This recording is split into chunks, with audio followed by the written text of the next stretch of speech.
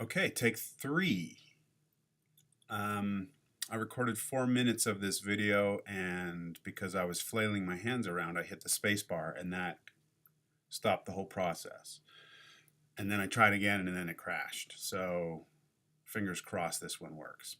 Okay, so let me just jump in. Timothy Morton is our second reading, and this comes from his 2018 book called Being Ecological, put out by MIT Press. Top, very, very good press. But the book itself is quite casual in its like tone and approach. It's not technical. It's not overly philosophical, although Morton himself is a philosophically minded scholar. He's a kind of theory guy. Comes out of an English literature background and some history stuff. Got his PhD at, I think it was Oxford or Cambridge, one of the two, big time. And he's just been cranking out the books in the last few years, 1 or 2 a year. They're these more kind of slender type things, but they're really punchy, and I love his work, and it's probably the most important work for my work right now. So I pay close attention to what he's doing. And what he's doing is tough because he's thinking about ecology in its sort of most pure sense, right? It was just like stuff connected to stuff, moving stuff around. And so then how do we rebuild our social projects, political projects, and so on out of that basic sort of situation? So here he's wrapping up this book with a discussion on what does it mean to be ecological? Now, he's differing from the Cooper reading. There she was very specifically interested in this question of persuasion as a form of kind of listening to the non-human entity. And I complicated that, and I'm still struggling with, especially what she said about the dragonfly being offering a proposition to humans. Dragonfly comes in your window, and that's meant to be a proposition. Proposition is a statement, it's a declaration, it's an assertion. So I'm having a hard time seeing how a non-human entity can make a proposition on its own, and it seems to me that the whole kind of nature of the proposition is on the part of the interpreting human subject, right? So that's a tough spot to be in. Morton's kind of skirting that whole conundrum by thinking less about listening and persuasion and thinking about this question of styles of thinking. So to be ecological, as he ends up saying at the end of the chapter, in the end of the book, he says you don't have to be ecological because you just are. Right? We just exist ecologically within all of these, networks and relations and entanglements, material entanglements and so on. So we're already ecological. The question might be like, what are ways of thinking about that situation and ways of kind of orienting ourselves? And so I don't know if you caught this, but when he starts off the chapter talking about the record store, he's very kind of hip guy. He writes about records and The Simpsons, but this business in the beginning where he's talking about the this idea of genres. Where did that kick in? He says in the top of 136, there's a bewildering number of genres for you to choose, and the concept of genre is itself bewildering. You go to a record store and it's like, techno, folk, reggae, right? All these different kind of genres, which can be tough to kind of work through. It's like, where does, I don't know, Limp Bizkit. No. Where does Linkin Park go? Rap? Hardcore? So this whole business of considering only one relatively narrow generic range, what on earth distinguishes electronica from electronic? Now here, I think I noted this in the prompt, is that this should be recalling what Morton earlier described in my reading where I cited him talking about the thin dotted lines and the thin and rigid boundaries, right? What is a genre except a dotted line to say this stuff is like this stuff and that stuff's like that stuff and there's a dotted line in between. So he's saying let's not approach ecology in terms of genres, in terms of this way, this way, this way, this way, this way. Let's think about this more broadly in terms of styles. Specifically in styles of thinking about our ecological situation. And he offers like 3 or 4 or 5 of them. And I like this approach because it cuts across so much. You can talk about styles of thinking. Even in this class already, we've seen these different styles at play. So we'll work through them. And that's more or less what he's up to in this chapter, is to say, well, we're already ecological, but if the question of being ecological is really the question of how we orient ourselves, how we think, it's about our kind of attitudes and dispositions and what we're prioritizing and what we're kind of centralizing in terms of how we're thinking about all this business ecologically. So yeah, instead of boxes or categories, let's think in terms of horizons, he says on 137, right at the first paragraph. Let's return to and take seriously the horizon part of the idea that a genre is a horizon of experience, right? So let's just think about sort of ecology as a kind of horizon of relations. And then we can think about different ways of orienting ourselves to these horizons, as opposed to this is good ecology, that's bad ecology. You know what I mean? So we see these styles kick in terms of orientations, and some that say better or worse, and some that say, you know, less and more, and so on. He's just trying to kind of get down to the nitty gritty of what's happening given these particular kinds of orientations. Notice he says, let's start off by ignoring sacred cows on 137. A sacred cow is like a fence. Sacred cow is like, do not go there. Think about this ecologically. This is off limits, no trespassing. So a sacred cow, I note in the prompt, is like cows, chickens, pigs, ducks. These are considered ugly, whereas like kittens and dogs are considered cute. And so we eat those ones, but we don't eat those ones. It's a sacred cow that you don't eat these ones, but you can eat these ones. But guess what's in the middle is this dotted line of distinction. So let's get rid of all the sacred cows. Try to just be as like open and neutral as possible. So where do we start here? The immersive style. Let's see, 138, 139. Yeah, so this immersive style actually reminds me quite a bit of what we just read in Cooper. The idea of immersive, that we can be better environmentalists and we can do better ecologically speaking if we're more attentive, more immersed, more aware. I think this is exactly what Cooper was calling for, is immersion, attunement, attention, whispering, you know, being the thing whisperer. Ooh, that's a good title, thing whisperer. That's what she should have called her essay. So whispering, not whispering to, but listening to the whispers that are coming from the world at large, right? That's, I think, what he's talking about with the immersive style.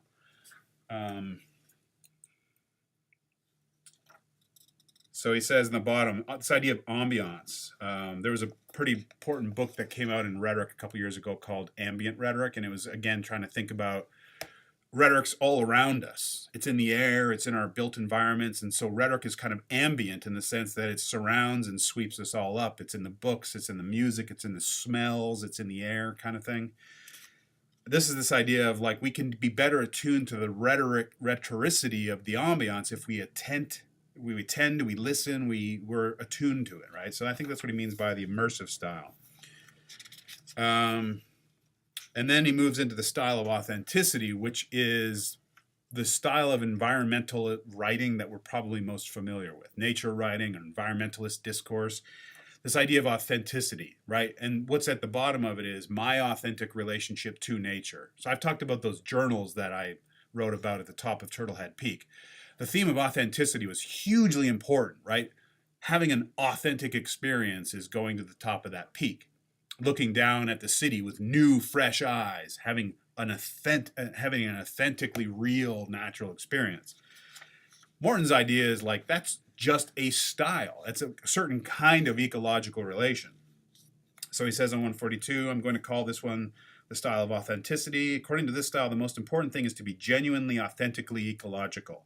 And so you need to say that you are, first to yourself and then to others.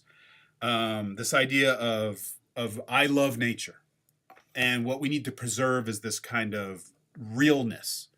I spend all my time in the deserts and the mountains and It's authentic, right? So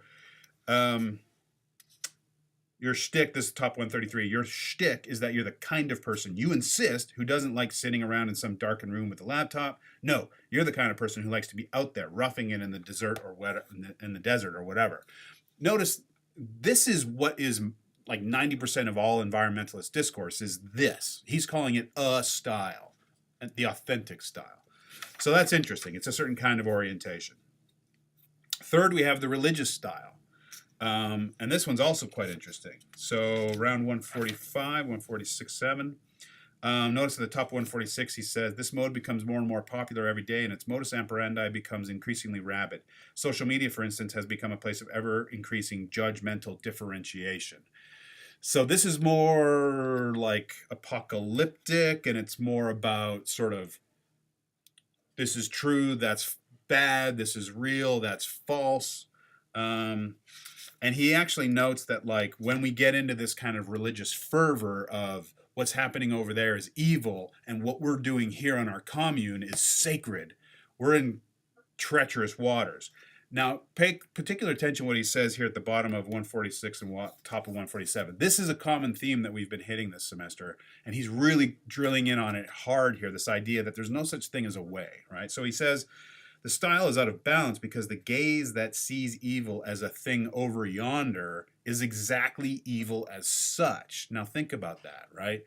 When we say they're evil and what they're doing is wrong and what they're doing is bad, we are blinding ourselves to the fact that we are also totally susceptible to the same guilty behaviors, the same rotten behaviors, right? So he's saying that evil resides in the us, here, them, their move. You might recall this is very close to the way I was describing agrologistics, building off of his own ideas, that this agrologistics provides a sense of us, here, good, right? Them, their, bad. That very distinction is the source of evil because you're able to do horrible, horrible things to them. But ecologically speaking, there is no them. There's just us altogether, right? So those drawing of distinctions between thus and them and over there is bad and so on. And it's almost like the more distance that we're able to cite, the more we're able to justify horrible, horrible things to them or say terrible, terrible things about them, the more kind of further away they are. It's interesting. When you see evil as a thing apart from yourself over there, you can fly a plane into it or destroy it with a powerful bomb.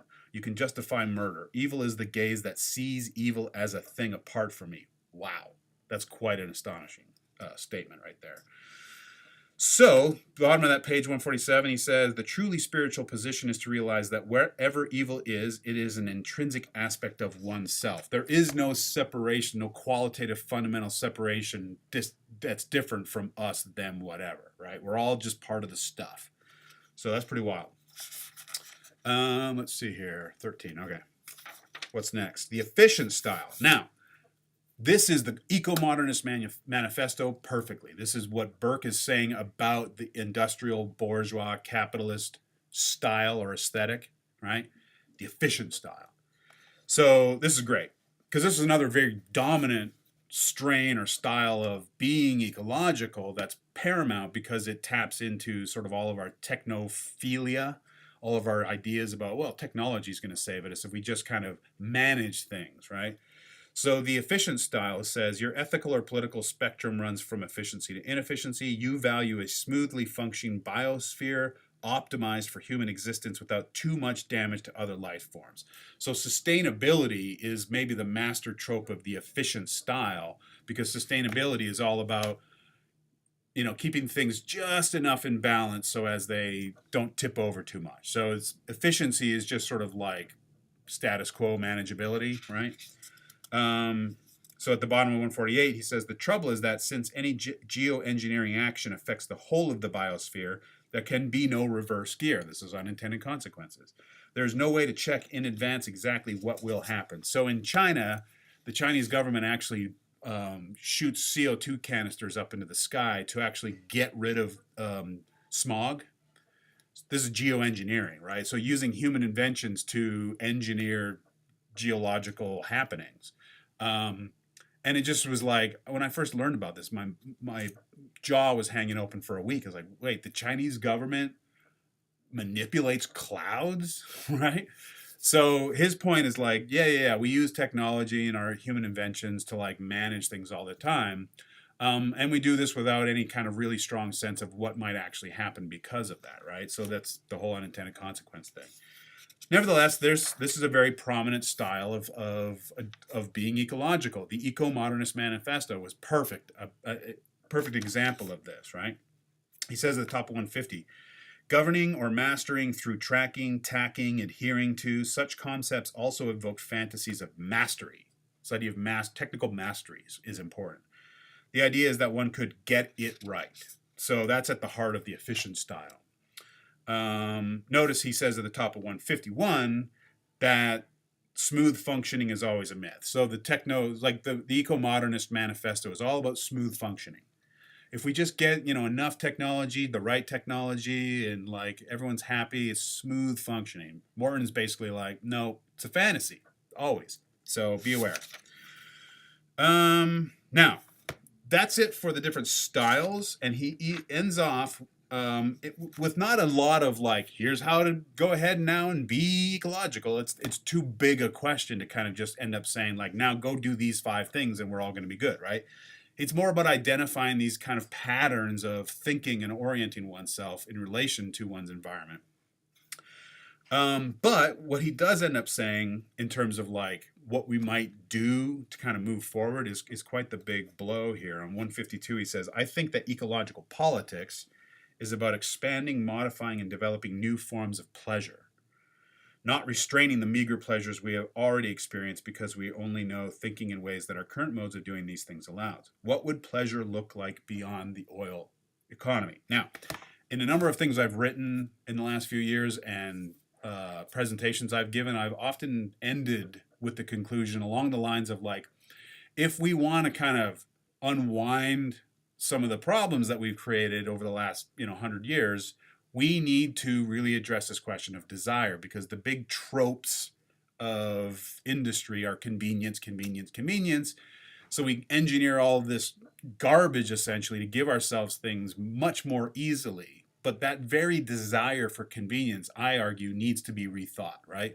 And what we need to do is think about desire itself, the desire for more, always, around the clock, right? Convenience, convenience, convenience. Ease, ease, ease, efficiency, efficiency, efficiency, and cheap, cheap, cheap, cheap, cheap, cheap, cheap.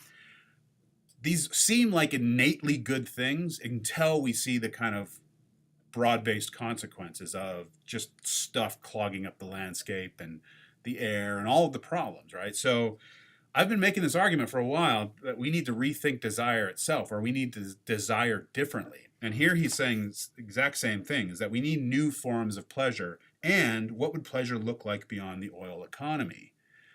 No cars, industry slows down. Think about all the things that are built on the backs of petroleum, oil, and so on. It's a lot. And so much of our sense of like the good life is built around these energy sources too. So what would it look like to think about pleasure outside of that economic delivery system? It's a lot to think about and attend to. So he says in the next page over, 153, an awful lot of ecological speech is actually oil economy speech. In fact, almost all ecological speech isn't ecological speech. Ecological speech is deeply distorted by the oil economy we live in. All that language about efficiency and sustainability is about competing for scarce, highly toxic resources. Wow. So his whole thing is basically like, ecology is the world that we inhabit. And the world we inhabit is largely a world that's built on the backs of, the oil economy, right? So how do we get out of that? It's big, right? So he doesn't offer any easy solutions, but this question of how we might desire differently is I think, lingering and worth thinking about still. So the last kind of thing he says on 155, he says, like Nietzsche proclaiming that God is dead. By the way, when Nietzsche said that God is dead, he basically meant like overarching systems of coherent meaning, whether it's God or the nation or science or whatever. So it's not that God himself or herself might actually be dead. It's our belief in that unifying concept of truth and certainty. Maybe we should boldly proclaim that the world is dead. He doesn't mean the planet. He means our world. The world that's been built around this oil economy has exhausted itself. It's spent out. It's past the tipping point. And I should probably mention, some of you might have noticed, was it today or yesterday? I think it was today, the International Panel on Climate Change, IPCC, the International Planetary Climate Change. International Panel on Climate Change, I think, IPCC. It's the big body of weather scientists that every year or two put out a big statement saying it's this bad, it's this bad, it's this bad. So the one they just put out was basically like, we've got 10 years before we can, voluntarily do something, or we're going to like be dealing with, increased temperatures and all of the crap that's going to come with that. The coasts are going to rise up, the glaciers are melting, and all the rest of it. And so the alarmist language in there is quite interesting. This idea of a world that we've lost is sort of like they're basically saying like, we've used up this world. We've got to figure out a new one. Not mean like planet, like world as in the system of meaning and habitation that we occupy, that we've created in an extremely perverse and calamitous and destructive way. We need to like dial it down essentially, right? So interesting times. So that's kind of it for Morton. This business of being ecological just means like being, because we are ecological. We don't have to make arguments about how ecological we are when we're being ecological. We are ecological, whether we are in a city or in the country or wherever, right? Relationality, materiality, and change. And then the question becomes orientation and how we think about all of that. And he gives us some really good patterns to be aware of and maybe suspicious of as well. So that's it. There's one more reading by Michael Pollan that doesn't require me to do a lecture. It's just it's like a single article from the New York Times, but it is asking this question of like, what can we do? Why bother? Why bother doing anything? Because these questions are big and the issues are big and the consequences are big. So there's always that question of, great. Like everyone keeps saying at the end of class, this is depressing. There's so much and it's a bummer, right? So what can we do? Pollan comes at that in an interesting way. And his basic approach is like, let's act as if acting mattered. It might not, but let's act as if it mattered because it might also matter, right? So that's it, gang. There's your second video. And hopefully you're enjoying the readings and you're getting something out of these videos and the prompts, and we're good to go when I come back. We can just kind of hit the ground and proceed. So if you have questions, write them down, ask them in class. And looking forward to chatting further about these cool readings. So hoping you're enjoying your week off, and I'll be seeing you soon.